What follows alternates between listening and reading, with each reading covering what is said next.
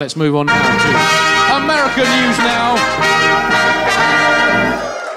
Josh, your president, your spiritual leader, your guru and your personal inspiration, Donald Trump is, well, he's making a peaceful world right now. He's meeting Kim in a new summit. Are you excited about that? I think the fewer people he's talking to at one time, the better.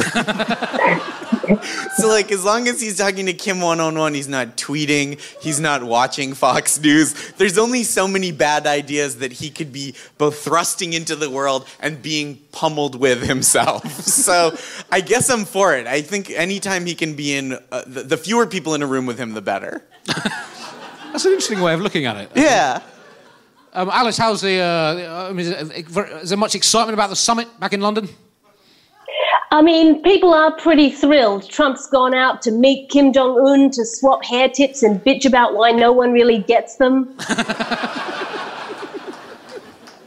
He tweeted about his relationship with Kim Jong-un, and he spoke about it saying, "It's a very interesting thing to say, but I've developed a very, very good relationship. We'll see what that means," but he's never had a relationship with anyone from this country and hasn't had lots of relationships anywhere. He reiterated that he was in no rush to press for North Korea's denuclearization. He said, "I don't want to rush anyone. I just don't want testing. As long as there's no testing, we're happy." And he said, carrying on, that Kim Jong-un said, "If we trust him, we definitely don't need to use protection."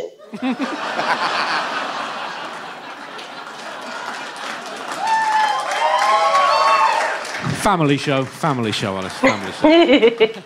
I feel like Trump has never had an STD test. I do. I feel like he's just like, that's the lady's responsibility. Like, for sure. That's his stance. Has he had any test? No. Not in school, not at the doctor, not of his own physical strength. Just his dicky little ankle that got him out of Vietnam. So, perhaps the most exciting element of this summit is that Vietnam has deported a Kim Jong-un impersonator. Or, if you will, a Kim-personator. I will. Who had staged... A chap called Howard X from Hong Kong had staged a fake summit with Russell White, who is a professional Trumpressionist from America. And do you not think this is the way forward for all global politics? Because, you know, people vote for these sort of figureheads, but they're generally massive c***s. And if you replace them with someone who looks like them, so we think like that sort, they might actually get something... I think this is the future of democracy, to be honest. Is deporting impressionists? Well... I say we give it a shot with Alec Baldwin, see what sticks.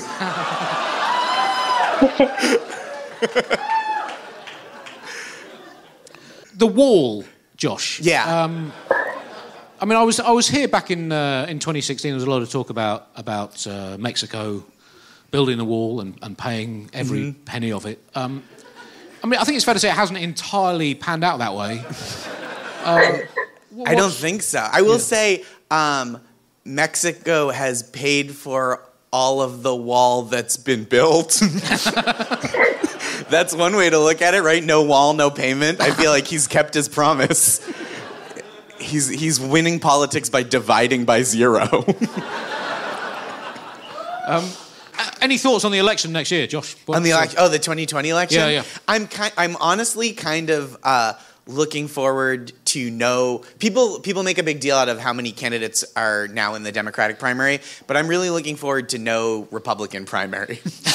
That's the upside, right? Is like it's just going to be Trump. Like if Ben Sass tries to run against him, he'll just be like, no, and then all the other Republicans will be like, he said no, it's got to be no. So there's not going to be a Republican primary. So at least the spectrum is going to be like, hey, maybe we help some people get health care, to like, let's help everybody get health care. Whereas when there's a Republican primary, it's like, how many people can I inject with this syringe I found on the street?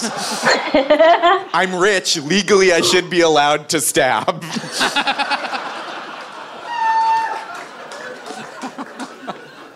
Much market forces. Yeah. That's what I call my syringe.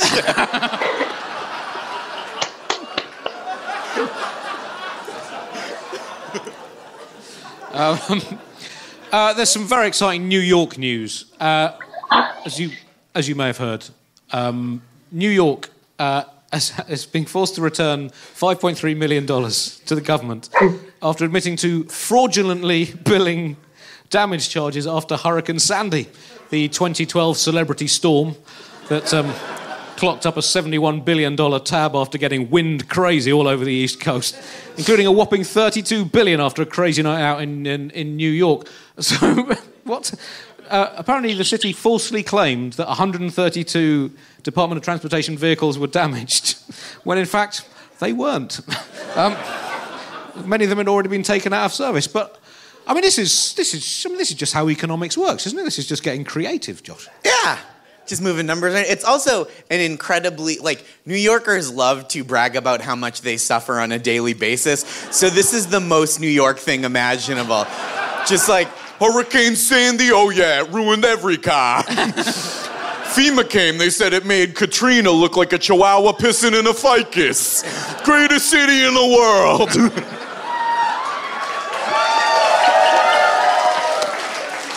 Yeah, New York is the city that never sleeps because it stole a bunch of money and has an uneasy conscience.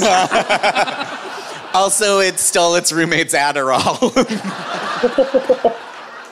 The U.S. Attorney Jeffrey Berman said, when people lie to FEMA about the cause of property damage in order to reap a windfall, it compromises our ability to provide financial assistance. And then he followed up with, I probably shouldn't have said windfall. What a disaster. I mean, sorry. I am devastated by a tornado of regret. I mean, blow me down. Let's wash that from the record. Oh boy, wasn't that just the biggest Freudian property damage and loss of lives?